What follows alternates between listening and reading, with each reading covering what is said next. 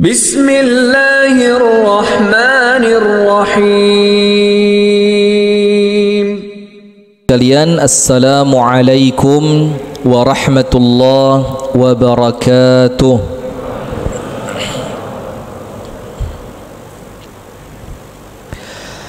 Bismillahirrahmanirrahim. Alhamdulillahi rabbil alamin. Assalatu wassalamu ala ashrafil anbiya'i wal mursalin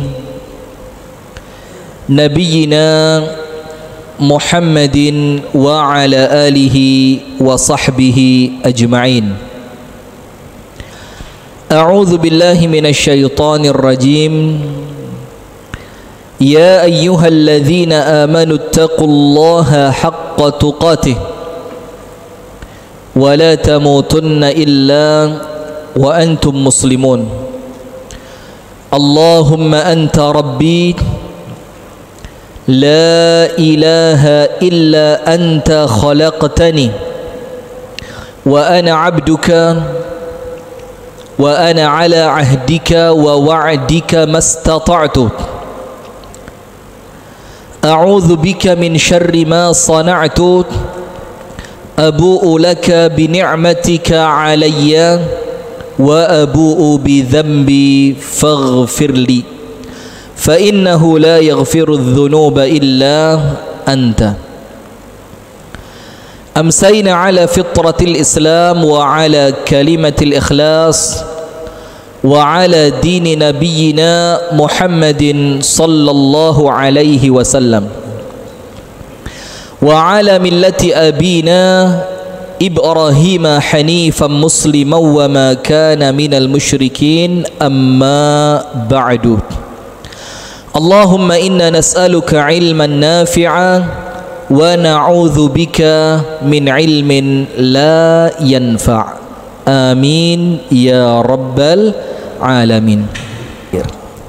Salawat beriring salam semoga tercurahkan dan terlimpahkan kepada uswah kita Nabi besar Muhammad sallallahu alaihi wasallam beserta seluruh keluarganya, beserta seluruh istrinya, beserta seluruh sahabatnya dan seluruh di antara umat dan pengikutnya yang setia menjalankan sunnah, tuntunan dan ajarannya ila yaumil qiyamah. Hadirin sekalian yang dirahmati oleh Allah, kita akan berbicara mengenai fiqhu syahri al-muharram atau fiqhu syahrillah al-muharram. Fikih itu artinya pemahaman beberapa ilmu tentang seluk beluk bulan al-muharram. Karena di tempat kita ini suro ndak wani mantu, ya kan? Sing wis sunat gak wani sunat maneh. Jelas. Mau nyunatin anak, mau rame-rame ndak berani. Mau pindah rumah ndak berani. Mau buka toko, iki toko anyar, toko baru mau buka ndak berani karena bulannya dianggap bulan sial. Panjenengan masih percaya yang gitu-gitu? Masih percaya? Sampai nanti harus ada apa? Bersih deso. Nah sekarang begini, panjenengan tidak usah memaksakan pendapat panjenengan kepada orang lain. Semuanya sekarang itu Pak bebas. Akan tetapi resiko ditanggung masing-masing. Karena khawatir sekarang kita ini kalau di masjid berani ceramah kenceng-kencengan berani. Tapi kalau sudah balik ke kampung panjenengan kenceng Pak, Wahabi.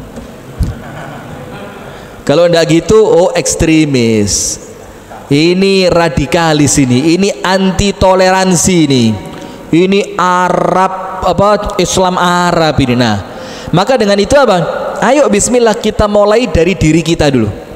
Diri kita, keluarga kita, orang-orang terdekat kita. Karena sekarang memberitahu orang lain Pak, niate apik diterima elek. Itu malah jadi masalah nanti ya. Nah yang pertama, bulan Al-Muharram adalah satu bulan yang terbaik di antara 12 bulan yang Allah tetapkan dalam Al-Quran. Jadi bulan Muharram ini afdhalus syuhur, bulan yang terbaik. Bahkan Al-Imam Ibnu Rajab itu mengatakan di dalam kitabnya Lataiful Ma'arif, itu para ulama sampai berbeda pendapat mana lebih afdhal antara Ramadan dan Al-Muharram. Panjenengan milih mana? Muharram atau Ramadan? Nggak milih? Nah, itu ulama beda pendapat, Pak. Ada yang mengatakan Ramadan lebih afdal, yang lain mengatakan Al-Muharram lebih afdal. Nanti ada dalilnya. Dan Al-Muharram ini satu di antara 4 bulan suci. Jadi panjenengan harus tahu ini, harus, karena ini insya Allah terulang. Jadi bulan suci dalam agama Islam ada 4. Ramadan tidak masuk, jangan salah faham, Ramadan tidak masuk. Ramadan bukan bulan suci, tapi bulan barokah. Syahrun mubarak, itu Ramadan. Rasul katakan thalathun mutawaliyat, 3 bulan suci beriringan. Apa yang beriringan? Dzul Qa'dah, Dzul Hijjah, Al-Muharram, wa Rajab Mudhar, dan satu terpisah, yaitu bulan Rajab. Bulan apa? Rajab. Sampun ngertos nggih? Ada 4 bulan suci. Nomor 1 Dzul Qa'dah, nomor 2 Dzul Hijjah, nomor 3 Al-Muharram, nomor 4 Rajab.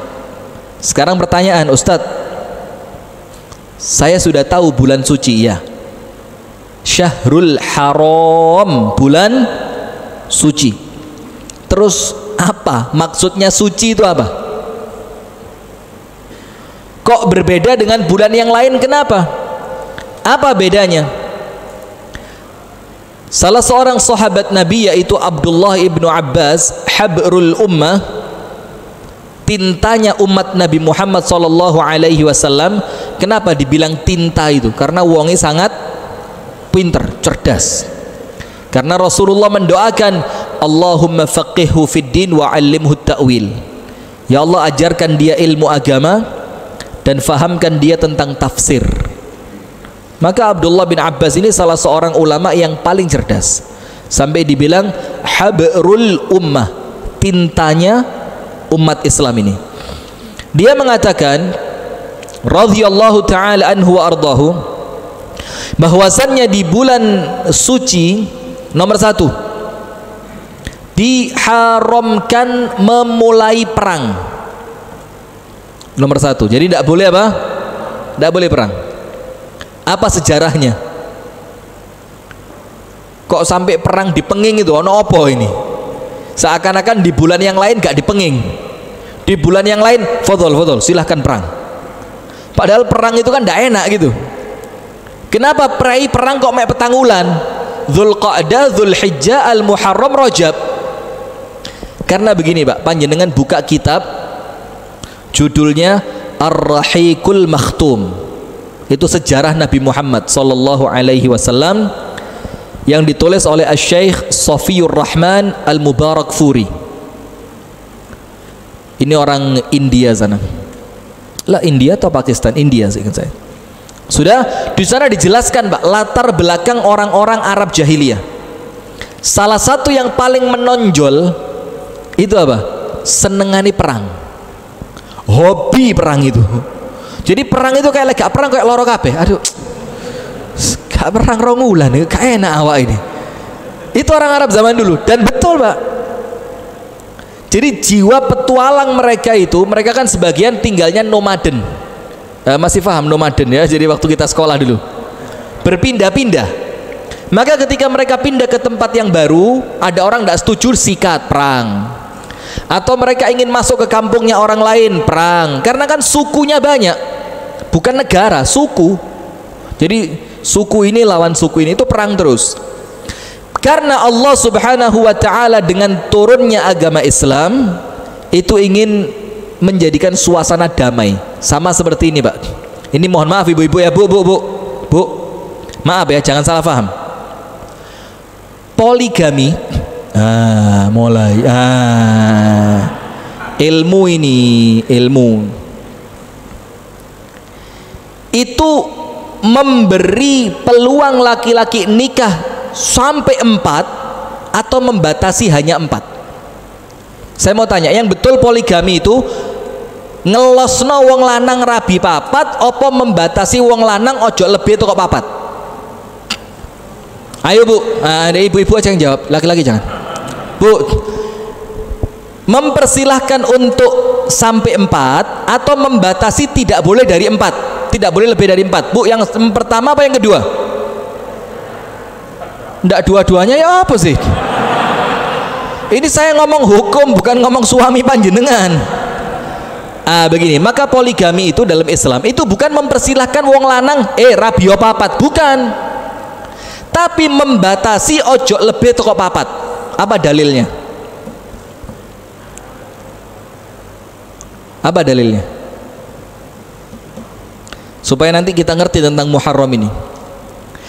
Orang Arab jahiliyah itu istrinya ada yang satu. Orang yang istrinya satu itu rapat kampung nggak dijak. Nggak boleh ikut karena akalnya lemah. Percuma, mbak istri gak wani kok ngomong ngarepe wong.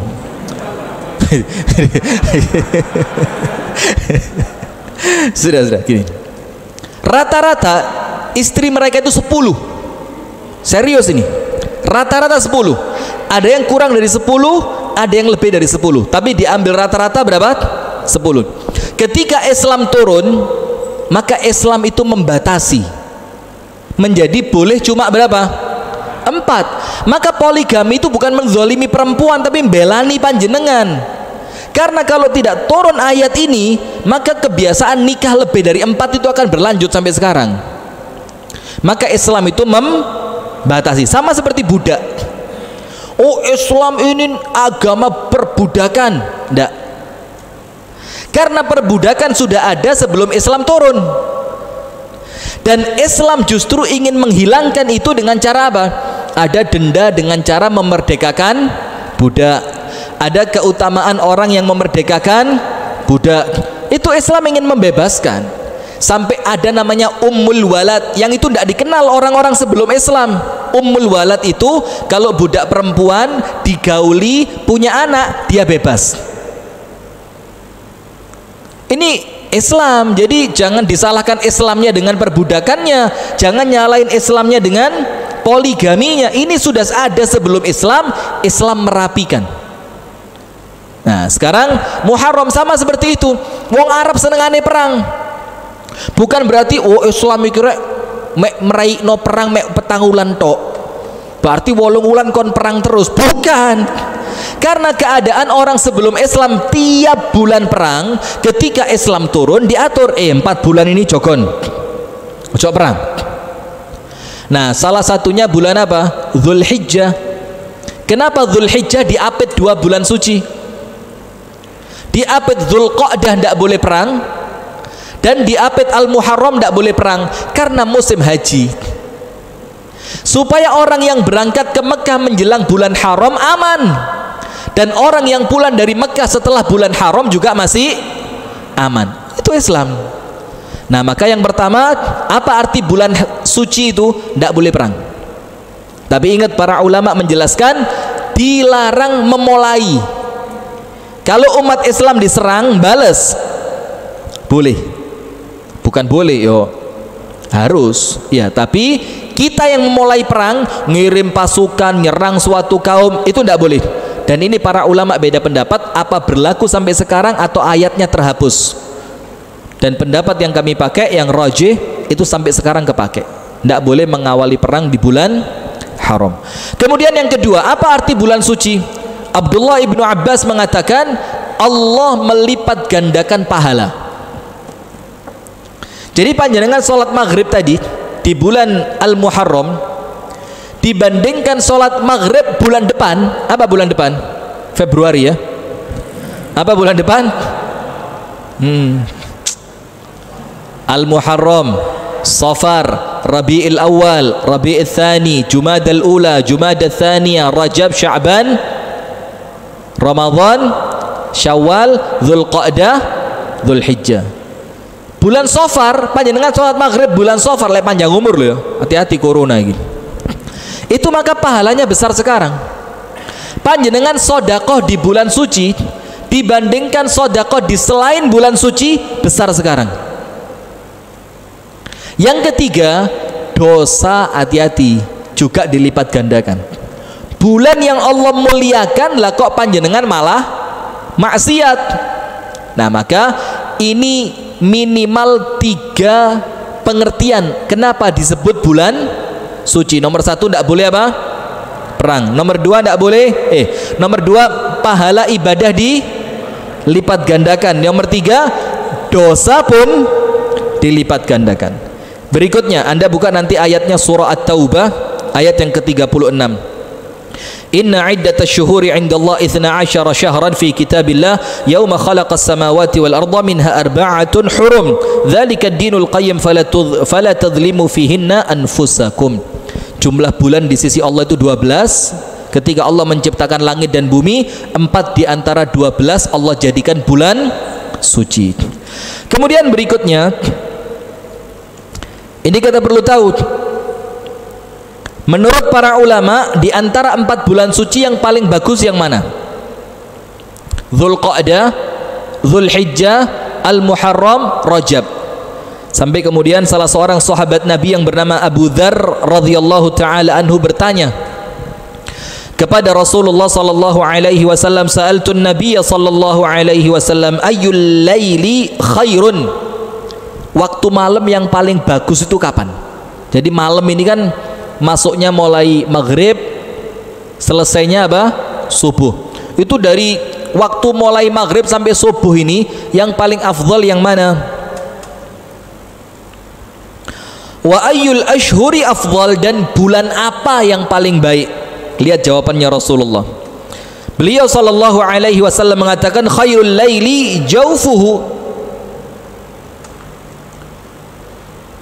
Malam yang paling bagus terakhirnya, artinya sepertiga malam yang terakhir. Jadi kalau panjenengan mau milih sholat tahajud ba'dal isya langsung sebelum tidur atau sepertiga malam terakhir, yang paling afdal sepertiga malam yang terakhir.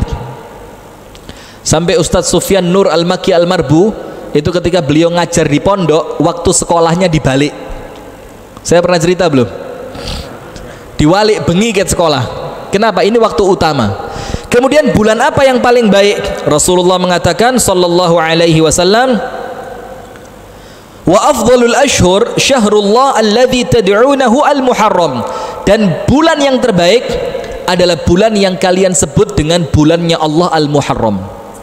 Nah, sekarang jelas berarti bulan 12 yang paling baik mana? Muharram. Berarti antara Muharram sama Ramadan bagus mana? Antara Muharram dengan Rajab bagus mana? Antara Muharram dengan Dzulqa'dah bagus mana? Antara Muharram dengan Dzulhijjah bagus mana? Muharram. Ini pendapat, ini dalil yang menguatkan pendapat bahwa bulan terbaik adalah bulan Al-Muharram. Dan satu keutamaan Muharram yang lain apa? Bulan Muharram itu disandarkan kepada namanya Allah. Bulan lain tidak ada. Maka setiap orang nyebut bulan Muharram mesti diawali dengan kata apa? Syahrullah, bulannya Allah. Al-Muharram, yaitu bulan Al-Muharram. Tidak ada Syahrullah Ramadan, tidak ada. Tidak ada Syahrullah Rajab, tidak ada. Nah sekarang pertanyaan, kenapa hanya Muharram yang Allah sandarkan namanya kepada nama Allah? Bulannya Allah Muharram, kenapa cuma Muharram yang Allah sandarkan kepada namanya? Kenapa? Ini pengajian apa dikte-dikte apa bedek-bedekan itu? Karena begini, menurut sebagian ulama, karena Al-Muharram ini satu-satunya bulan Allah langsung yang ngasih nama. Kalau bulan-bulan yang lain itu warisan orang Arab jahiliyah, termasuk Ramadan. Itu warisan nama bulan milik orang Arab jahiliyah. Jadi Rabiul Awal itu Rabi, kenapa dibilang Rabi? Cuaca pas bagus. Jumadah, kemudian Rajab, kemudian Rajab itu punya Bani Mudhar. Bani Mudhar orang Arab jahiliyah itu punya bulan namanya Rajab. Kemudian ada Sya'ban, kemudian Ramadan. Kenapa Ramadan? Karena panasnya pol pas bulan ini di zaman itu. Begitu. Kemudian ada bulan-bulan itu warisannya orang Arab jahiliyah. Tapi Al-Muharram itu Allah langsung yang ngasih nama. Maka dibilang bulannya siapa? Allah. Maka ini salah satu keutamaan bulan Al-Muharram. Kemudian yang berikutnya, keutamaan puasa Al-Muharram. Ini penting. Jadi panjenengan di bulan Muharram ini, kalau biasanya puasa Daud berarti bagaimana? Sehari puasa, sehari ngopi. Gak poso terus lah. Satu puasa, satu tidak. Satu puasa begitu terus kan? Itu maka panjenengan boleh nambah di bulan ini. Di bulan lain tidak boleh. Jadi orang yang biasa puasa Daud, sehari puasa sehari tidak, bulan ini boleh moro-moro poso 10 dino gitu. Boleh 10 hari gitu, boleh. Atau bahkan 20 hari boleh. Atau bahkan panjenengan puasa 28 hari. Sebagian ulama mengatakan yang penting Allah ngono siji, supaya tidak sama dengan Ramadan, supaya kesannya tidak puasa sebulan penuh, karena Rasulullah tidak pernah puasa sebulan penuh kecuali bulan Ramadan. Kenapa begitu? Karena Rasulullah bersabda tentang puasa di bulan Muharram, afdhalus siyam ba'da syahri Ramadan syahrillah al-Muharram. Sebaik-baik puasa yang kalian lakukan setelah puasa Ramadan, karena Ramadan hukumnya apa? Wajib. Maka tidak bisa yang wajib dikalahkan dengan yang sunnah. Maka puasa paling wajib, yang puasa paling wajib, puasa paling baik, ya puasa yang wajib, puasa Ramadan. Sholat yang paling baik, ya sholat yang wajib, yaitu sholat fardu, kan begitu. Nah, maka Rasulullah mengatakan puasa yang paling baik. Apa arti paling baik? Paling besar pahalanya, paling dicintai oleh Allah, dan paling bisa mendatangkan cintanya Allah kepada panjenengan. Apa arti paling baik? Pahalanya paling besar, paling dicintai oleh Allah, dan kalau panjenengan puasa, besar kemungkinan panjenengan dicintai oleh Allah. Tidak kepingin. Kalau saya bukan tidak kepingin dicintai Allah, jujur saya tidak kuat puasa. Jadi saya ini ada pengajian mulazamah. Mulazamah itu pengajian intensif dengan ibu-ibu di Malang setiap hari Kamis. Itu membaca kitab setiap Kamis. Jamaahnya cuma 70, tidak kurang tidak lebih. Kamel buping telu dicoret. Karena intensif, mulazamah namanya. Itu kan setiap Kamis, dan saya kalau pengajian begitu saya bawa kopi. Saya sambil ngaji sambil, salah seorang ibu-ibu tanya, Ustadz, kok saya perhatikan tiap Kamis mesti ngopi terus, kapan Senin Kamis sih? Saya bilang saya tidak kuat puasa. Saya tidak kuat puasa. Jadi kalau panjenengan tanya puasa sunnah saya, gak tahu belas kecuali luru. Kalau ndak Arafah, Asyura. Wes luru ikut dok wes. Lainnya ndak kuat, karena kalau dipakai puasa, kepala saya ini zimburi ini kerasa kayak cekot-cekot. Dan kan Allah itu membagi kekuatan beramal beda-beda ya. Ya mungkin saya ndak kuat puasa, tapi ndak kuat tahajud, kan begitu. Kalau panjenengan mungkin kuat tahajud, ya kuat puasa. Jadi beda-beda Allah bagi amal itu. Nah, maka sekarang ini puasa yang apabila panjenengan amalkan, panjenengan dicintai sama Allah. Jadi sebaik-baiknya puasa setelah puasa Ramadan adalah puasa yang dilakukan pada bulannya Allah, yaitu bulan Al-Muharram. Nah, maka sekarang begini, panjenengan yang biasa puasa Senin Kemis, nggak usah angkat tangan. Sombong, siapa nyuruh angkat tangan? Panjenengan yang biasa puasa Senin Kemis, maka sekarang niatnya ditambah. puasa Senin Kemis plus diniatkan puasa bulan suci Al-Muharram, pahalanya double. Pas nanti ketumpuan Ayyamul Bid, tambah enak, 13, 14, 15. Ternyata salah satu di antara 3 kebetulan Senin atau Kemis, pahalanya telu. Yang pertama niat puasa Ayyamul Bid. Yang kedua, kalau ketepatan Senin atau Kemis ditambahin niat puasa Senin dan Kamis. Yang ketiga, ditambahin niat puasa bulan suci Al-Muharram. Satu puasa pahala berapa? 3. Dan itu niat puasa Senin Kemisnya kalah, niat puasa Ayyamul Bid pahalanya kalah, dikalahkan oleh niat puasa apa? Al-Muharram. Ndak Senin, ndak Kemis, bukan juga tanggal 13, 14, 15 boleh puasa. Ndak Senin Kemis loh. Tidak juga Ayyamul Bid, bukan 13, 14, 15 boleh puasa. Boleh puasa? Boleh.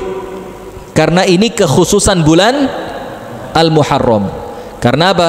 Puasa yang terbaik setelah puasa Ramadan adalah puasa yang dilakukan pada bulan Al-Muharram. Wa afdhalus salati ba'dal fariidhah salatul lail.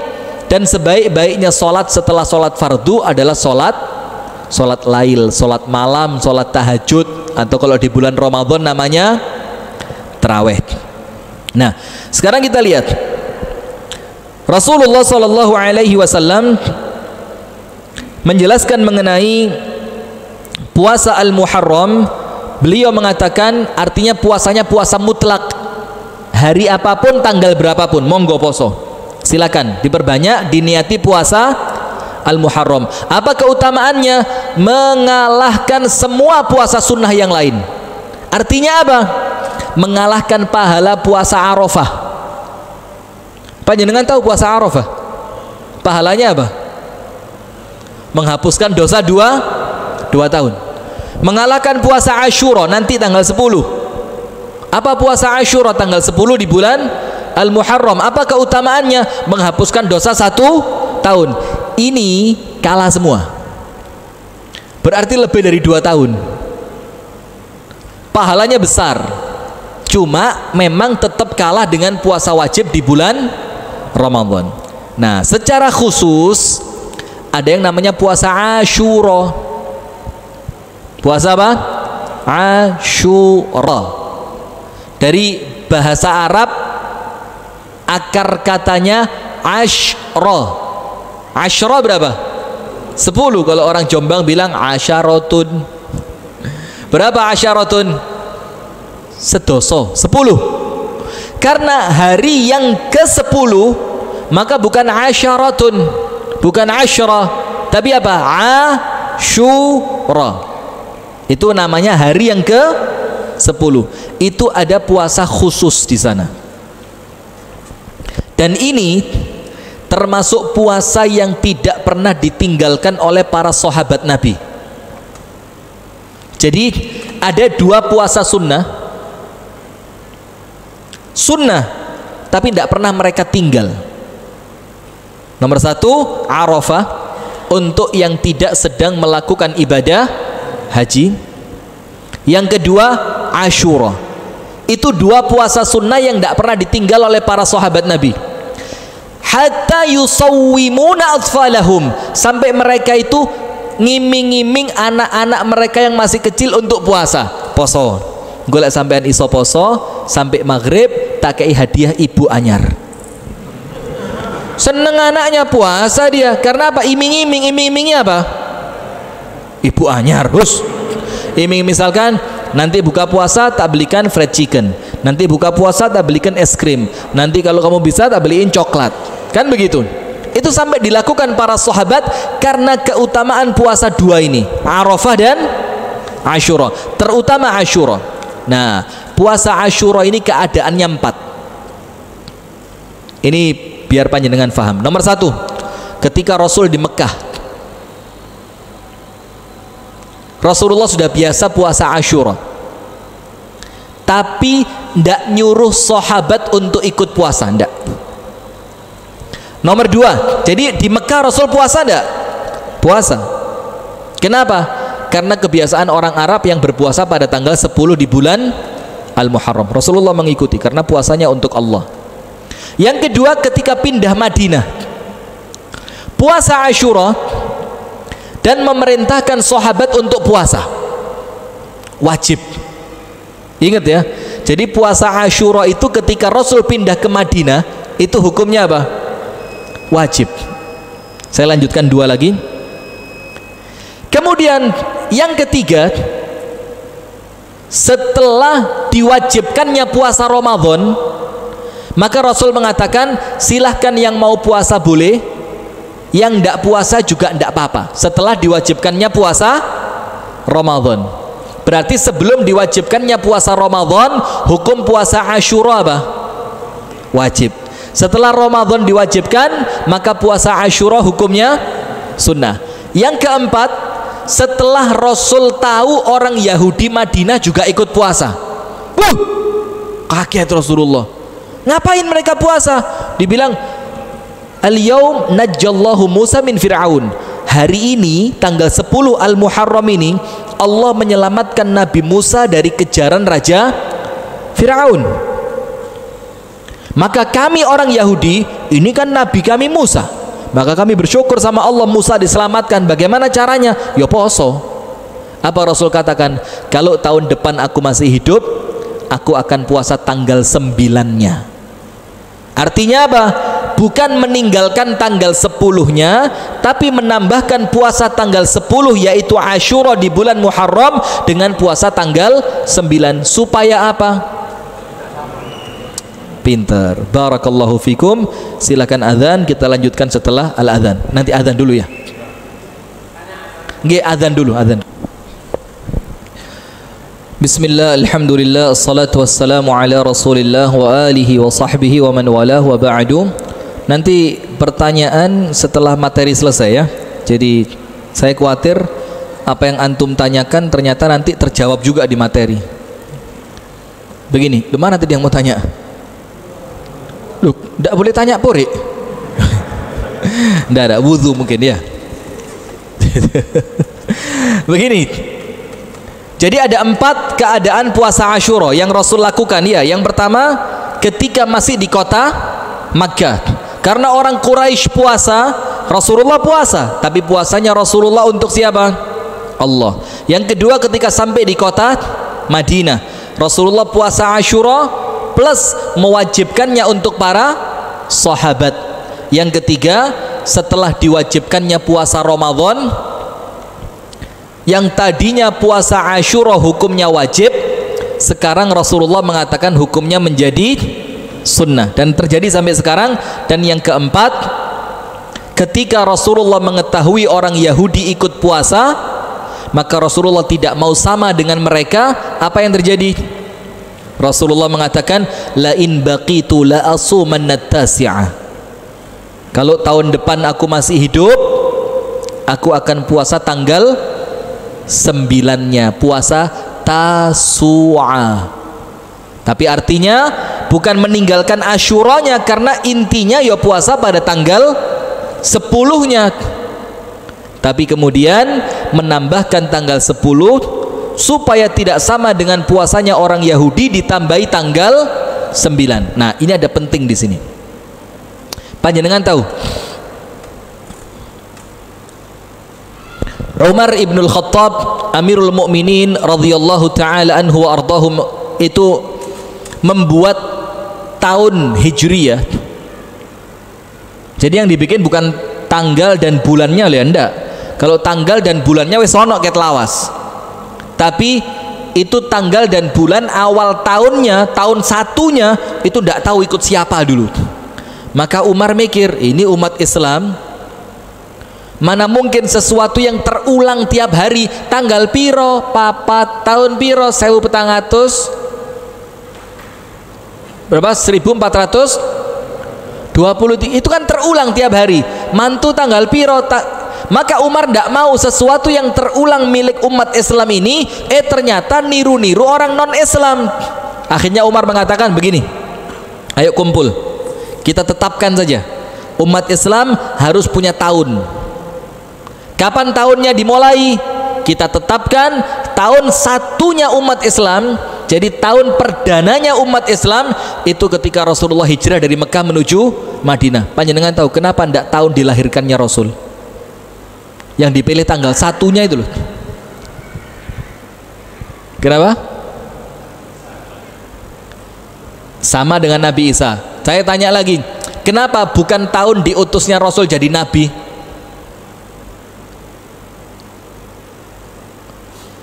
Mikir apa gak ruh? Kenapa bukan tahun lahirnya Nabi? Nanti sama dengan orang-orang Nasrani yang menjadikan tahun mereka itu sama dengan orang-orang Nasrani mengikuti kelahirannya Nabi Isa. Kenapa bukan ketika diturunkannya wahyu? Enggak, kenapa? Karena saat itu belum merubah apapun. Tapi karena umat Islam ini umat kerja.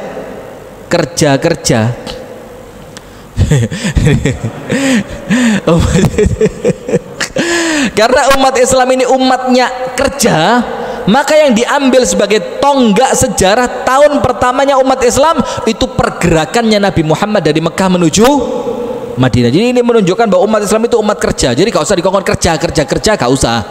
Kita sudah kerja dari dulu. Antum yang belum kerja. Hati-hati. Ndak situ tadi komisaris ini. Nah sudah. Kemudian kenapa Umar bikin tanggal itu? Kenapa Umar bikin tahun itu? Karena Umar tidak ingin umat Islam sama dengan umat non-Islam. Sing duwe harga diri gitu loh kata Umar itu. Kita harus punya tanggalan sendiri, kita harus punya tahun sendiri.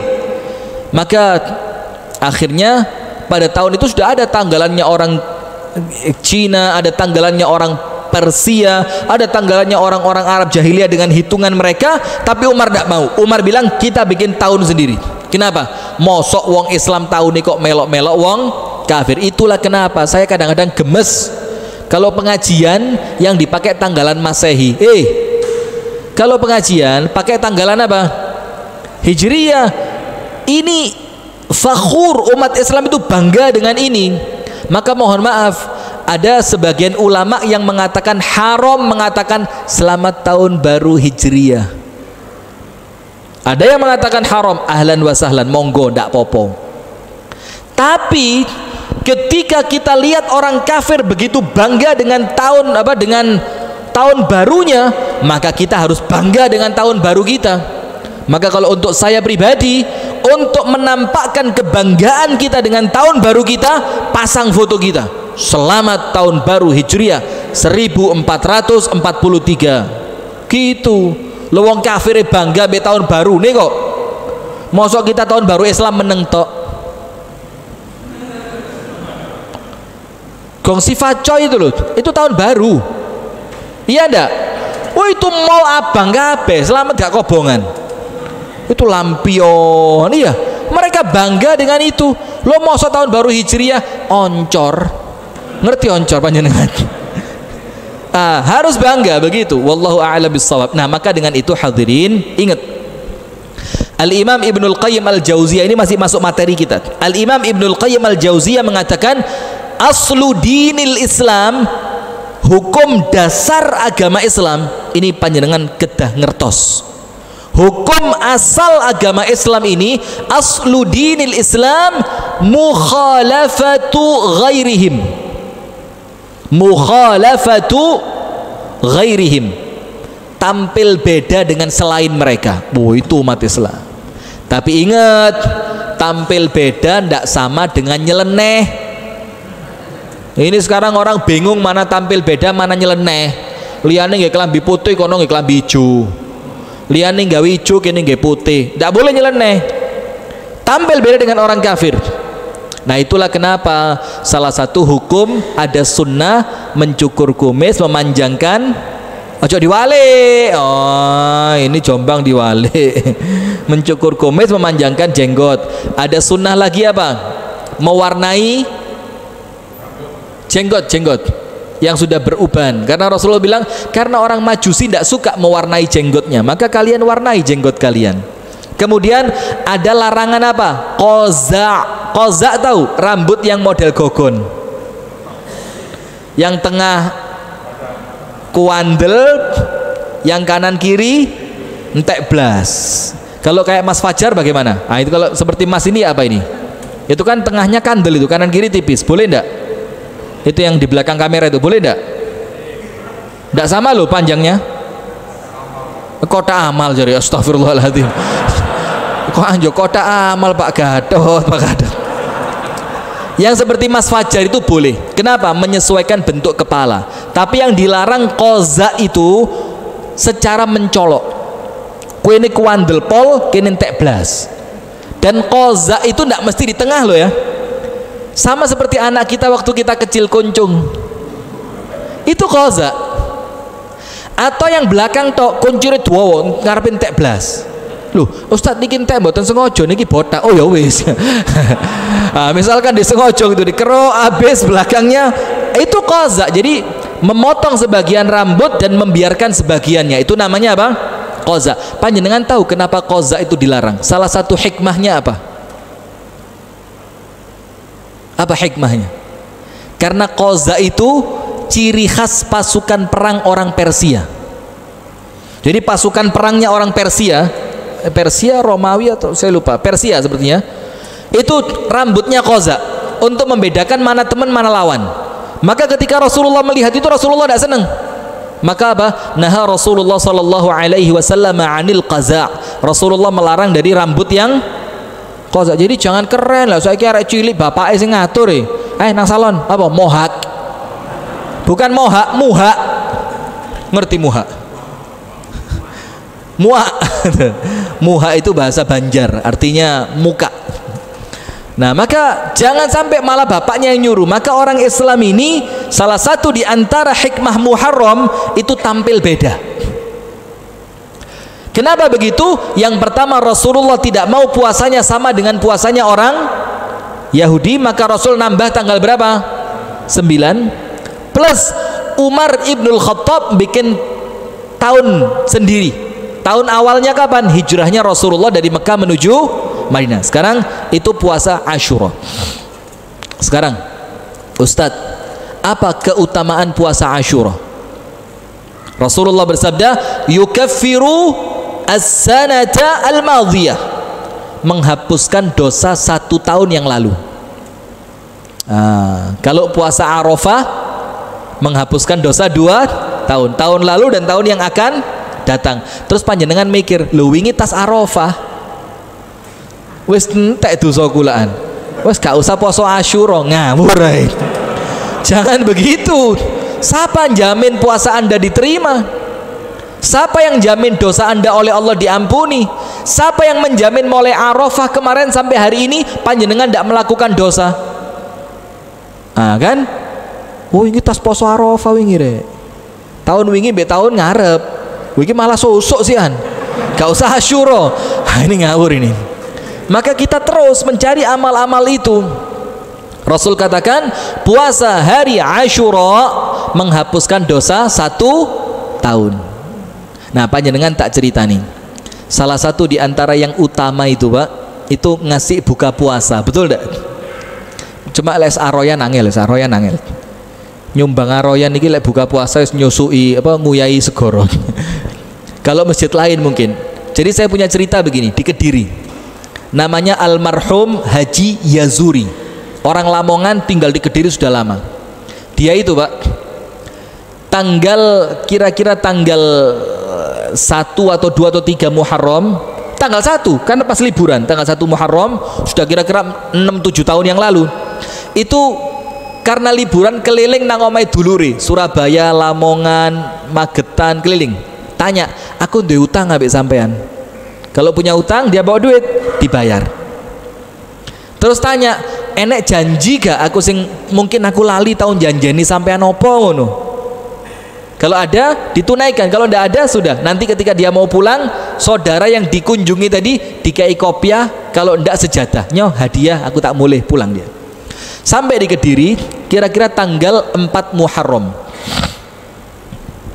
Mendengarkan saya ceramah di Masjid Ar-Rahmah Pasar Setono Betek tentang keutamaan puasa Asyura. dan keutamaan memberi buka puasa untuk orang yang puasa. Jadi keutamaan puasa Asyura apa? Menghapuskan dosa setahun. Orang yang ngasih makan buka puasa pahalanya apa? Mendapat yang sama seperti orang yang, kalau panjenengan ngasih 10 orang buka puasa, panjenengan diampuni berapa tahun? 10 tahun. Kalau panjenengan ngasih 20 orang berapa tahun? 20 tahun. Kalau yang sekarang umurnya 60, bayaran swidak wis. Entek swidak tahun gak duwe dosa. Sudah, maka kita semangati teman-teman di Kediri untuk memberi rebutan ngasih buka puasa. Dan subhanallah Pak, di tempat kami sudah terlaksana. Ngei buka puasa Arafah dan Asyura itu rebutan. Sampai ada ibu-ibu pernah purik. Gara-gara lu tahun wingi wis gak, tahun iki gak oleh maneh. Wes aku tak purik, wes tak genti masjid liyane aku loh. Tapi saya selamat genti nang masjid, coba purik genti gereja lah bingung ini ya. Nah sudah sampai seperti itu karena apa? Karena ngerti keutamaan besarnya pahala tadi. Sudah Pak, Haji Yazuri tadi yang saya ceritain, setelah dengar ceramah itu, tanggal 7 Muharram tuku kambing, beli kambing besar kambingnya, dikasihkan ke anak mantunya namanya Haji Sugeng. Geng, iki wedhus sopenono. Engko tanggal 9 blend. Tanggal 9 blend. Tanggal 10 cek dimasak wong masjid gawe buka puasa Asyura. Subhanallah, itu tanggal 7. Tanggal 8-nya beliau meninggal dunia. Ya apa? Orangnya sudah di kuburan, amalannya masih tersisa dimakan orang. Dan yang makan orang ahli masjid, yang makan ahli puasa, yang makan ahli ta'lim, ahli ilmu. Wih, ini orang paling beruntung di dunia ini. Nah maka seperti itu Pak, wonge wis mati amalane se carry. Kepingin panjenengan? Wah ayo. Dan ndak harus kambing Pak, sapi oleh. Loh kan begitu loh, mosok tambah entek, wong Islam kok tambah entek yo. Kan orang Islam itu apa? Ya ndak lah, kalau ndak kambing ya mungkin panjenengan potongin ayam bagi ke masjid. Anda punya ikan di belakang rumah kan ada mungkin lele, nila, gurami, ya diangkat beberapa buat kirim ke masjid, ya 5, 6, 7 bungkus begitu kan, supaya dapat apa? Keutamaannya. Sekarang 3 cara puasa Asyura. 3 cara puasa Asyura. Nomor 1, seperti hadis Rasulullah, kalau tahun depan aku masih hidup, aku akan puasa tanggal berapa? 9. Maka Al-Imam Ibnul Qayyim Al-Jauziyah dalam kitabnya Zadul Ma'ad fi Hadyi Khairil Ibad, beliau mengatakan cara pertama, Asyura itu posone rong dino, 9 mbek 10. Nah coba berarti kira-kira nanti kalau harinya hari apa? Sekarang kan masuk 5 ya, besok itu 5. Rabu Kamis ya? Rabu dan pas Kemisnya kan tanggal 10-nya, itu niatnya double-double Pak. Niat Asyura, niat Kemis. Masya Allah, dapat 2. Itu cara yang pertama, 9 dan 10. Cara yang kedua, dalam hadis yang lain dikatakan puasa yaumun qabla au yaumun ba'da. Karena Rasul tidak suka sama seperti orang Yahudi, maka Rasul bilang kalian puasalah 1 hari sebelumnya atau 1 hari sesudahnya.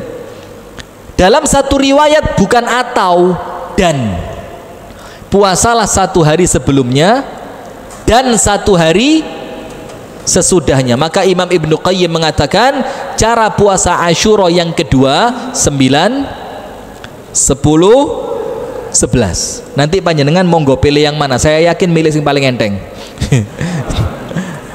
Cara yang ketiga 10 dan 11. 10 dan 11. Karena hadisnya tadi puasalah 1 hari sebelumnya atau 1 hari sesudahnya. Maka ada berapa cara? 3, 9 dan 10. Ini menurut ulama yang paling afdol. Yang kedua 9, 10, 11 luwe akeh, tapi ulama ndak bilang lebih afdol, padahal posone luwe akeh. Itulah Islam ini Pak. Jadi afdolnya amal itu belum tentu banyak. Paham enggak? Yang ketiga 10 dan 11. Pertanyaan, Ustadz, poso tanggal 10 mawon angsal mboten? Oh ibu-ibu angsal, males ketoro. 10 tok. Jadi bukan 9 10, bukan 9 10 11, bukan 10 dan 11. Puasa tanggal 10-nya tok, boleh?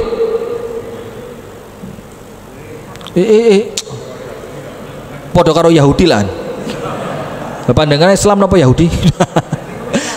Oh niru Ustaz. Cerdas panjenengan.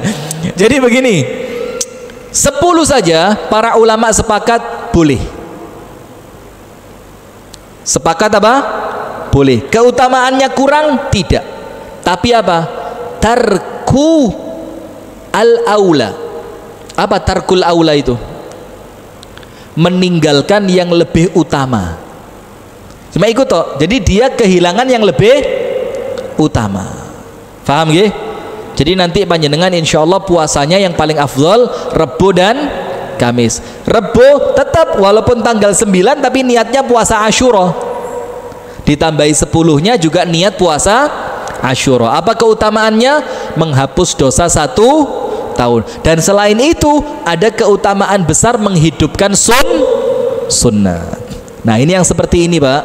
Saya mesti sampaikan setiap ceramah begini. Ayo masjid-masjid kita itu leonok poso-poso semacam ini disemarakkan.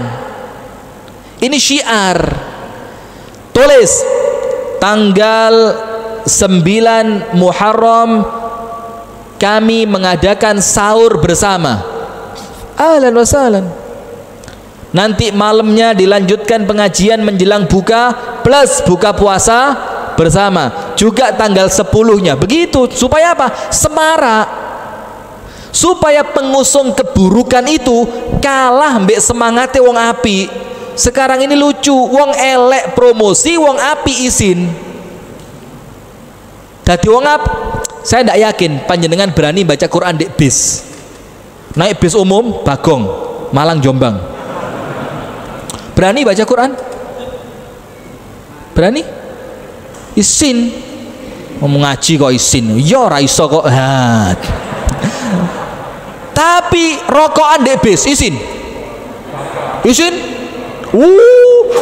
Samsu rek. Ngawur. Apa grendel? Samsu loh.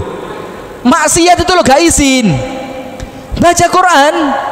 Nah, maka ayo kita semarakkan puasa Asyura, puasa Arafah, bahkan kalau memang memungkinkan, ayo bikin rutinan poso Senin Kemis dijamaahkan. Nah, itu insya Allah mudah-mudahan berkah. Penutup terakhir. Ramadan apa? Al-Muharram, bulan sial. Muharram bulan sial.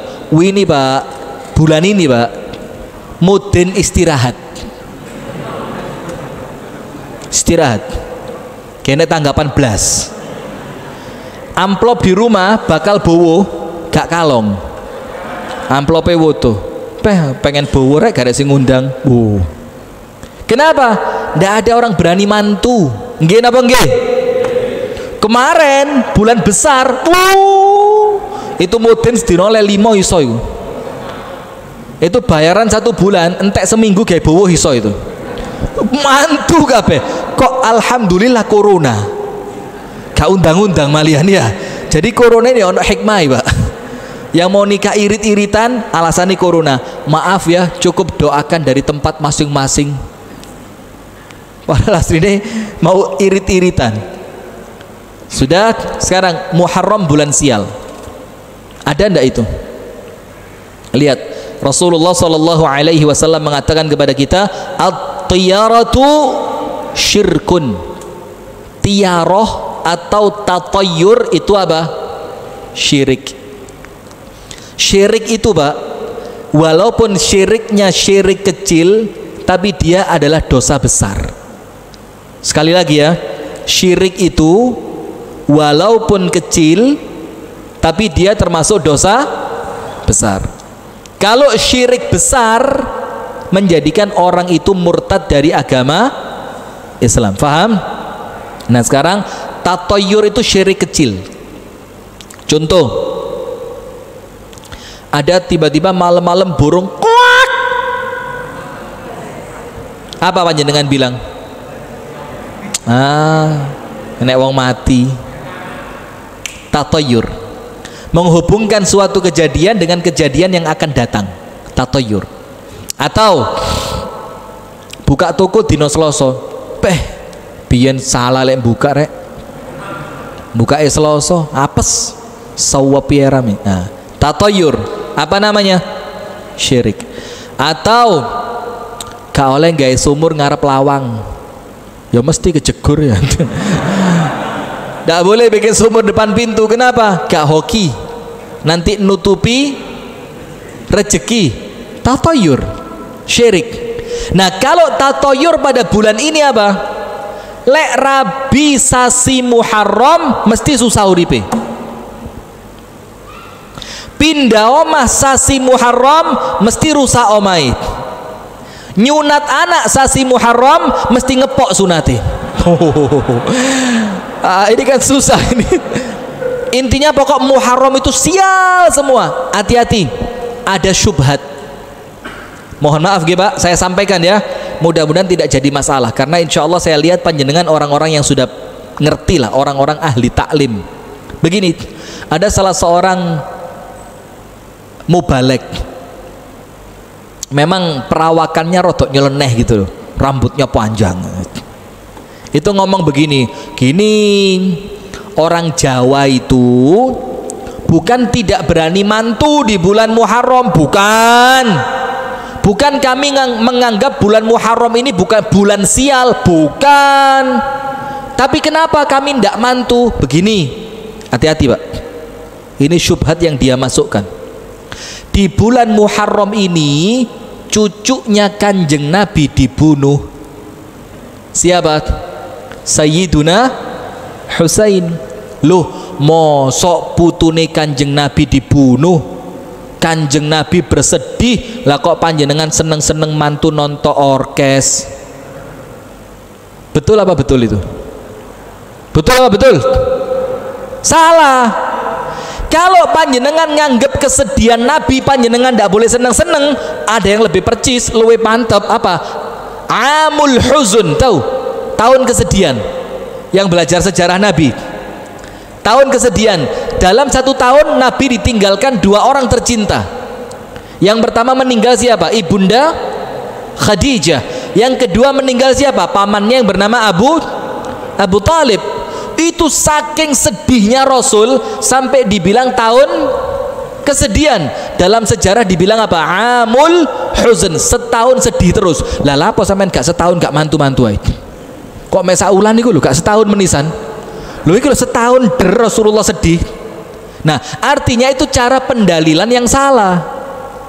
Nah, untuk orang Arab Pak, bulan sial ada apa enggak? Ada. Orang Arab jahiliyah itu punya bulan sial. Tapi bulan sialnya bukan Al-Muharram, tapi apa? Safar. Bulan apa? Safar. Kalau kita bilang Safar. Orang Arab kalau Safar enggak berani safar. Perjalanan jauh enggak berani. Orang Arab kalau bulan Safar tidak berani nyerang kelompok lain, khawatir kalah. Bahkan panjenengan tahu, mantu segala macam tidak berani, pindah rumah tidak berani. Bahkan kalau ada tanaman yang waktunya panen, tapi waktu panennya itu di bulan Safar, mereka rela itu tanaman rusak tidak dipanen, saking khawatirnya sial. Ketika Rasulullah melihat itu, maka Rasulullah mengatakan apa? La syarra safar. Tidak ada keburukan apapun di bulan Safar. Artinya kalau panjenengan meyakini bulan Safar membawa kesialan, itu perbuatan apa namanya tadi? Tatayur. Tatayur hukumnya apa? Syirik. Nah, kalau orang Arab Safar, kalau orang Jawa Suro. Iya enggak? sampai nanti ada acara bersih desa. Monggo, yang mau monggo, tapi kami ndak. Kenapa? Ndak ada sama sekali. Panjenengan tahu ndak filosofi bersih desa itu? Sedikit yang saya tahu, sependek pengetahuan saya, itu yang pernah saya dengar ya, itu jari lek gak di selameti itu sing bau rekso desa bakal ngamuk. Iya loh, saya di panjenengan dengar kan? Tapi saya tidak boleh bahasa Jawa ini sing nontok ngamuk ini. Jadi di suatu desa itu nanti yang berkuasa di desa itu dari kalangan jin itu bakal marah. Maka supaya mereka tidak marah, itu dibikinkan acara. Namanya kalau di tempat kami bersih desa, nanti ada ogo-ogo. Itu kan artinya kayak ngusir wabah. Itu perbuatan syirik, Pak. Hati-hati, jangan diikuti. Itu tentang bulan Al-Muharram. Wallahu ta'ala a'lam bis-shawab. Barakallahu fikum. Kami persilahkan apabila ada yang ingin ditanyakan. Dipersilahkan bagi yang ingin bertanya. Waalaikumsalam warahmatullahi wabarakatuh. Yang dimaksud masna wa thulatsa wa ruba'. Ya, terima kasih. Assalamualaikum. Waalaikumsalam warahmatullahi wabarakatuh. Panjenengan istrinya berapa?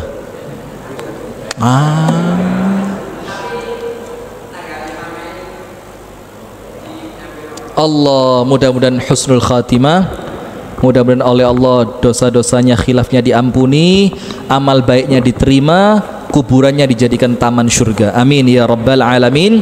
Dan untuk panjenengan mudah-mudahan oleh Allah diberikan kesabaran. Amin. Begini, apa makna mathna wa thulatsa wa ruba'?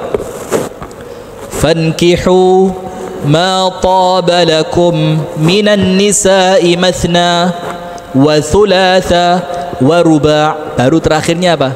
Udhur. Fa in khiftum alla ta'dilu fawahidatan. Udhur, lek sampean wedi gak adil wis siji ae. Jadi siji itu untuk para penakut tadi. Jadi lek sampean wedi gak adil siji ae. Berarti yang siji artinya apa? Wedi. Dan orang wedi itu diantara dua, wedi kepada Gusti Allah atau wedi kepada istri. Kalau wedinya kepada Gusti Allah karena khawatir ndak adil nanti zalim malah melbu neraka, wis aku tak siji ae. Khawatir lek loro engko gak iso, itu takutnya kepada Allah. Bagus, maka lanjutkan siji ae kok sakake. Tapi kalau takutnya sama istri,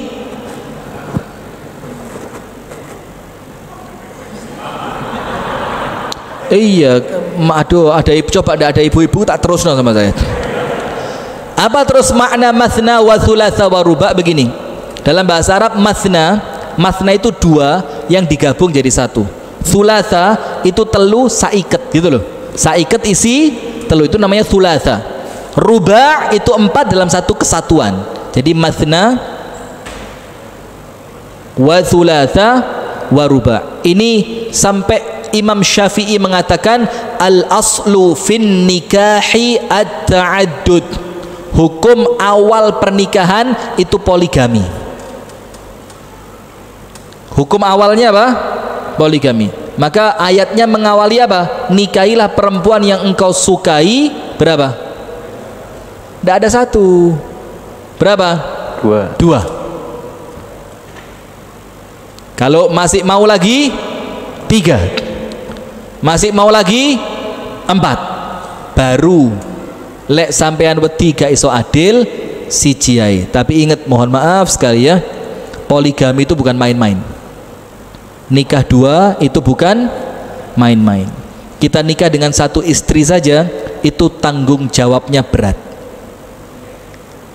Apalagi kalau panjenengan nikah dengan 2 istri atau 3 atau bahkan sampai 4, itu tentu tanggung jawabnya semakin berat.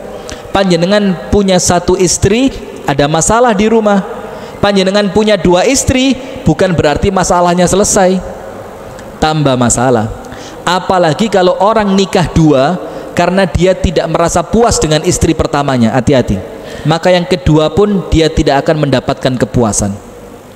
Faham tak? Sampai Syekh Ali At-Tantawi itu mengatakan an-nisa kama'il bahr, perempuan itu seperti air laut, semakin kau minum semakin tambah kau haus. Artinya beliau mengatakan kalau kamu belum selesai dengan istri pertamamu, durung lego, durung puas, masih merasa kurang, tidak bisa membina, lah kok tambah loro, tidak akan puas dengan yang kedua, akan terus sampai akhirnya dia membinasakan kamu. Nah maka hati-hati ya, memang betul itu syariat dan tidak ada syariat yang zalim. Panjenengan tahu tidak istilah begini Pak, Gusti Allah jahat mboten? Jawab mawon, Gusti Allah jahat mboten? Mboten. Bu, ibu, saya serius. Enggak, saya serius, saya tidak bercanda. Bu, Allah jahat tidak Bu? Yang keras, Allah jahat tidak? Berarti syariatnya Allah bakal jahat sama panjenengan enggak?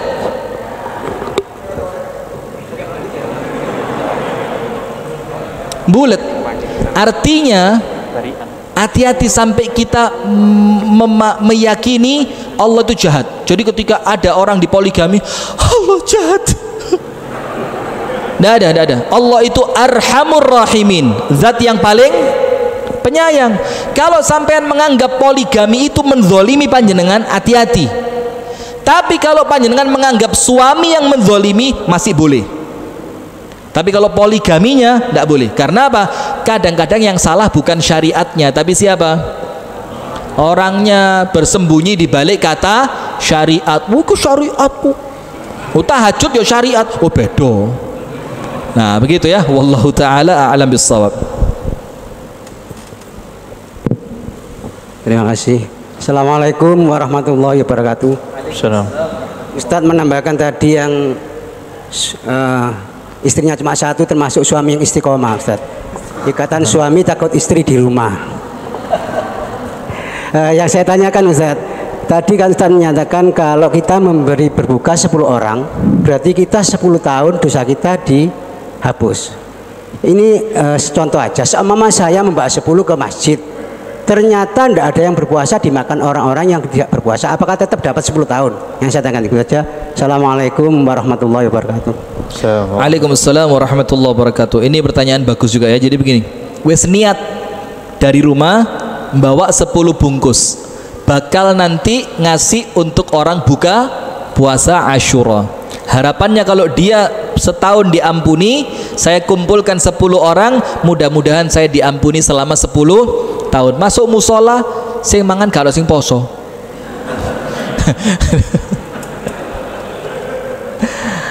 Maka saya sampaikan Pak, maka cari yang puasa, walaupun kalau terlanjur panjenengan taruh niatan panjenengan memberi makan, terus diambil orang, ya gak oleh dijoko poso gak ngawur. Ya ndak usah gitu juga. Insya Allah Allah lebih tahu Pak, Allah lebih tahu. Dan Allah itu cara berpikirnya tidak seperti kita, hitung-hitungan matematika, pitu tambah pitu 14 tambah pitu selikur, ndak. Insya Allah mudah-mudahan pahalanya sampai. Tapi kemudian harus ada effort, harus ada ikhtiar. Cari ke tempat-tempat yang memang puasa. Kalau saya pribadi Pak, tiap tahun nganjurkan 2 masjid yang ada kajian berbuka puasa. Karena kalau tulisannya kajian buka puasa, mesti asing gak poso sungkan. Ya boleh isine wis ilang ya mbubuan. Yang kedua, yang pasti insya Allah dapat pondok pesantren yang mewajibkan santrinya puasa. Dan insya Allah pondok lebih afdol kalau saat ini. Datang ke pondok, kasih makan santrinya untuk buka puasa. Dan kadang-kadang teman-teman itu berpikirnya cukup picik. Kenapa itu? Kau wabe ngei buka kan sing ngei sahur. Insya Allah Pak, ngasih sahur sama. Kenapa? Makanan sahur Anda itu dipakai dia beribadah selama dia hari itu puasa, betul enggak? Jadi ya sama, panjenengan yang ngasih bensinnya, maka kemana mobil itu pergi panjenengan dapat pahalanya. Panjenengan yang ngasih makan sahurnya, maka tenaga yang dihasilkan oleh nasi yang dia makan ketika sahur dibikin sholat zuhur, sholat duha, sholat asar, baca Quran, ngaji menjelang berbuka sampai buka puasa, insya Allah pahalanya juga sama. Wallahu ta'ala a'lam bisawab. Cuma tetap ikhtiar, cari tempat-tempat yang memang orangnya puasa. Wallahu ta'ala a'lam bisawab. Assalamualaikum. Ustaz, ana mau tanya masalah ritual yang pernah terjadi di Mesir zamannya Sayyidina Umar kalau tidak salah. Apa itu kejadian benar? Dan ana kepingin tahu detailnya Ustaz. Alafu, tolong. Apa ritualnya, Pak? Yang masalah di Mesir yang buang anak atau buang apa yang untuk Sungai Nil zamannya Amr bin Yasir kalau tidak salah. La wallah, ana belum pernah dengar sama sekali itu. Wallahu a'lam bishawab. Dia buang anak untuk sungai atau kayak sesajen gitu mungkin. Iya. Ya. La, ana belum pernah dengar. Sayyidina Umar tulis di kertas atau apa? Ana belum pernah dengar sama sekali. Al-afu. Baik, ini ada pertanyaan dari jamaah perempuan. 2 pertanyaan. Yang pertama, jangan poligami. Oh ya, iya. Ustadz, apakah ada bacaan khusus untuk menyambut tahun baru Islam atau doa khusus? Yang pertama. Yang pertama dulu ya, tak jawab dulu. Nah, ini pertanyaan bagus juga. Saya sudah niat nyampaikan tapi qadarullah hilang di pikiran saya. Begini, mengenai ritual yang akhir-akhir ini mulai marak, yaitu apa? Doa awal dan akhir tahun. Nggih. Doa akhir dan awal tahun. Itu biasa dimulai jam 5 sore nanti dibaca sampai azan maghrib. Ba'dal maghrib ada doa awal tahun. Begini, berdoa itu ibadah. Doa itu apa? Ibadah. Panjenengan mengakhiri tahun dengan amal baik, tidak ada yang melarang. Panjenengan mengawali tahun dengan amal baik, tidak ada yang melarang. Ada yang melarang? Tidak ada. Panjenengan akhir tahun mau iktikaf di masjid, monggo. Oh, supaya awal tahun ini saya buka dengan kebaikan, saya mau awal tahun saya berazam baca 1 juz Al-Quran, boleh? Boleh, selama panjenengan tidak menganggap amalan itu adalah amalan yang disyariatkan pada awal dan akhir tahun. Itu syaratnya. Kalau panjenengan menganggap ini amalan Rasul syariatkan, ya itu bahaya. Kenapa? Karena tidak ditemukan dalil tentang itu. Nah, tapi sekarang yang jadi masalah, wallahu a'lam bissawab, doanya ahlan wa sahlan, monggo. Duduk di masjidnya di awal sampai di akhir sampai awal tahun, monggo, wong itu amalan baik. Yang jadi masalah sekarang, Pak, itu kesannya menjadi sesuatu yang kalau ditinggalkan itu koyo elek gitu loh. Bahkan seakan-akan sepertinya awal dan akhir tahun wajib baca itu. Siapa yang mewajibkan? Siapa yang mensunnahkan? Tidak ada. Bahkan kalau mau lebih ekstrim lagi, itu apa? Ya wes, tidak usah begitu-begituan. Karena awal dan akhir tahun di zaman Umar ada ndak? Ada. Wong Umar yang bikin awal tahun. Di zaman Utsman ada. Di zaman Ali ada. Di zaman para sahabat ada. Tidak ada kemudian riwayat sampai kepada kita mereka kumpul di masjid di awal dan akhir tahun. Walaupun sekali lagi itu ibadah seperti ini bukan ibadah mahdhah. Bukan ibadah apa? Mahdhah yang keliru langsung melbun rokok gitu, enggak begitu. Cuma monggo silahkan, tapi jangan dianggap itu syariat. Dan saya pribadi kalau ditinggalkan insya Allah lebih afdal. Wallahu a'lam bissawab. Satu pertanyaan lagi sebelum ditutup dengan doa. Jika ada wanita haid lalu berpuasa saat Asyura, wanita haid lalu berpuasa saat Asyura, masih bolehkah berniat double-double atau hanya niat mengkodok puasa? Loh, coba kertasnya, afwan. Nggak kok bisa nyambung ke kodok itu dari mana ceritanya? Kan dia niat puasa Asyura. Barakallahu fiik. Jika tidak haid lalu puasa saat Asyura, masih bolehkah berniat double? Atau hanya niatnya mengqadha puasa? Ini siapa yang tanya ini? Coba yang cerdas dikit ya. Wes gini, saya pahami apa yang saya jawab dengan apa yang saya pahami. Begini, ceritanya mungkin perempuan ini tetap kepingin puasa Asyura dalam keadaan dia sedang haid. Maka apa amalannya? Kira-kira begitu. Atau kalau ada kalimat qadha-nya, mungkin diniatkan qadha Ramadan diposoi pas Asyura, bayar Ramadan, nyaure pas satu puasa dua niat. Iya, tapi haid. Nah, memang bermasalah perempuan ini. Begini. Yang pertama dulu, mudah-mudahan salah satu di antara jawaban ini bisa menjawab. Nomor satu, kalau dia sedang haid dan ingin puasa, tentu tidak boleh. Karena salah satu yang diharamkan untuk perempuan haid apa? Puasa. Tapi berniat puasa Asyura dalam hati boleh. Nah, ketika Anda tidak bisa puasa karena halangan haid, sementara panjenengan betul-betul berazam kalau ndak haid aku kepingin puasa, insya Allah keutamaan niat Anda dapat pahalanya. Apalagi kalau tahun-tahun sebelumnya panjenengan sudah terbiasa puasa, maka tahun ini terhalang karena uzur, maka uzur yang menghalangi Anda dalam keadaan Anda tetap punya niat, pahalanya sampai. Terus apa amalannya?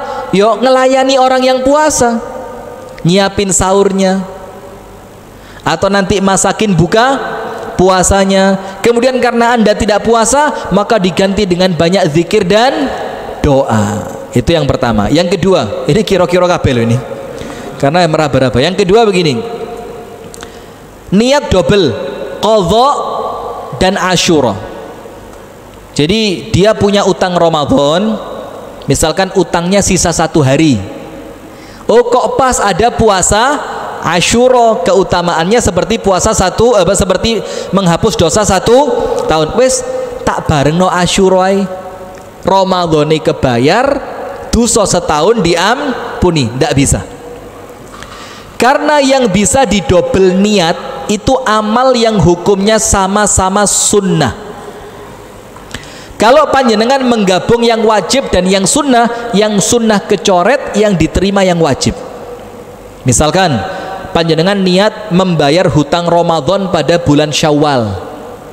Oh, iki poso 6 dino Syawal, puasa 6 hari di bulan Syawal plus nyaur Ramadan. Maka panjenengan tidak dianggap puasa Syawal, yang diterima nyaur Ramadannya. Kenapa? Karena yang wajib mungsuh yang sunnah, yang wajib mesti menang. Maka yang boleh niatnya didobel itu sunnah dengan sunnah. Kalau sunnah dengan wajib tidak boleh, maka harus didahulukan yang mana? Wajib. Itu yang kedua. Yang ketiga begini,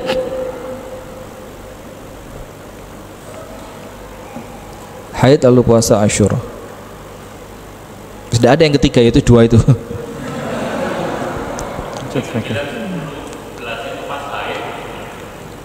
Bisa jadi. Barakallahu fiik.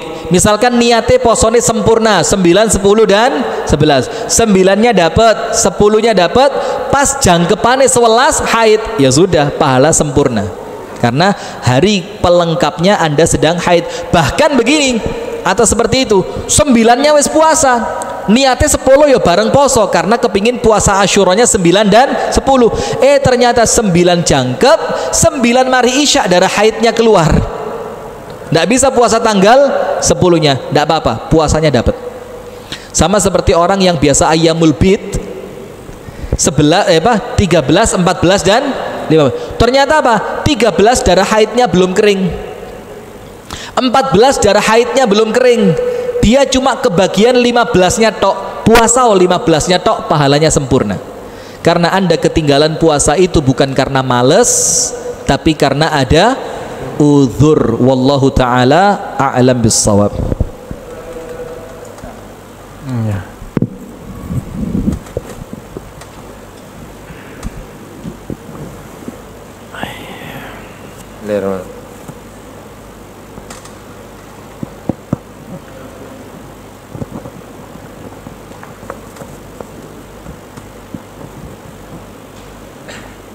Assalamualaikum warahmatullahi wabarakatuh.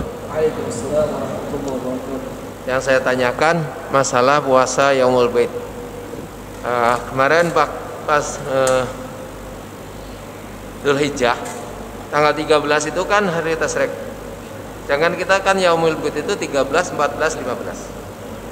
Nah, terus bagaimana pelaksanaannya itu? Apa 14, 15, 16 atau cukup dengan 2 hari?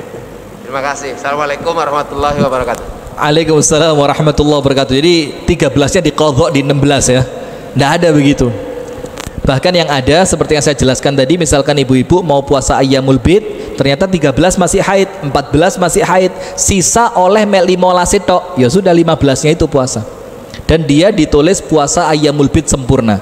Sama seperti yang panjenengan tanyakan, karena 13 masih termasuk hari tasyrik, tidak boleh puasa. Sementara Ayyamul Bid itu 13, 14, 15. Maka panjenengan kehilangan 13-nya, boleh puasa Ayyamul Bid 14 dan 15-nya saja. Kenapa boleh? Karena 13-nya panjenengan ada uzur, tidak perlu dijoli 16 sih. Malah bid'ah ini. Oh, ini bid'ah. Tidak ada Ayyamul Bid tanggal 16, tidak ada ya. Barakallahu fikum. Baik, kita cukupkan kajian pada malam hari ini dengan doa dari Ustadz Rifki. Baik, hadirin sekalian, ibu-ibu dan bapak-bapak yang dirahmati oleh Allah, kami ingatkan lagi di akhir pengajian untuk maskernya ya, maskernya tetap dipakai, kemudian jaraknya dijaga, kemudian interaksi antar jamaah diminimalisir, terutama sentuhan tangan, cipika-cipiki atau yang lainnya. Kemudian yang berikutnya, kita bersyukur sekali ya, ini mungkin pengajian pertama ba'dal maghrib. Oh, sudah kemarin. Mudah-mudahan bisa tetap lancar seperti ini. Maka supaya tetap lancar diharapkan apa? Partisipasi dari jamaah. Maka tolong jamaah jangan sembrono ya.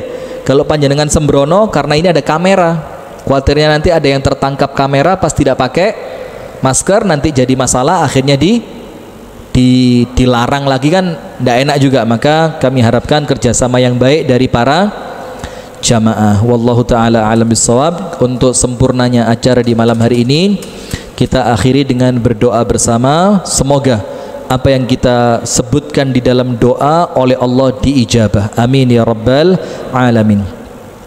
A'udzu billahi minasyaitonir rajim. Bismillahirrahmanirrahim. Alhamdulillahi rabbil alamin.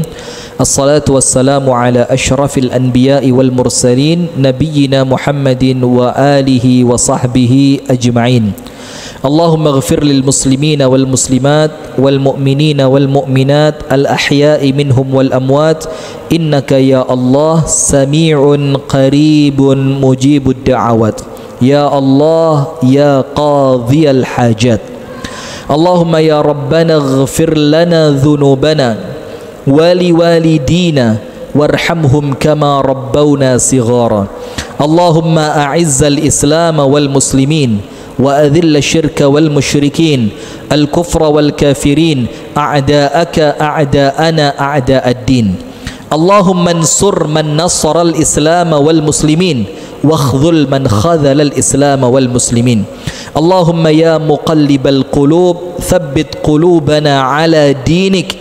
اللهم إنا نسألك توبة نصوحا قبل الموت. اللهم إنا نسألك حسن الخاتمة ونعوذ بك من سوء الخاتمة. اللهم يا ربنا ظلمنا أنفسنا وإن لم تغفر لنا وترحمنا لنكونن من الخاسرين. لا إله إلا أنت سبحانك إنا كنا من الظالمين. اللهم ادفع عنا البلاء والوباء والغلاء والزنا ما ظهر منها وما بطن. اللهم اشفي مرضانا ومرضى المسلمين وارحم موتانا وموتى المسلمين. ربنا آتنا في الدنيا حسنة وفي الآخرة حسنة وقنا عذاب النار. وصل اللهم وسلم على نبينا محمد والحمد لله رب العالمين.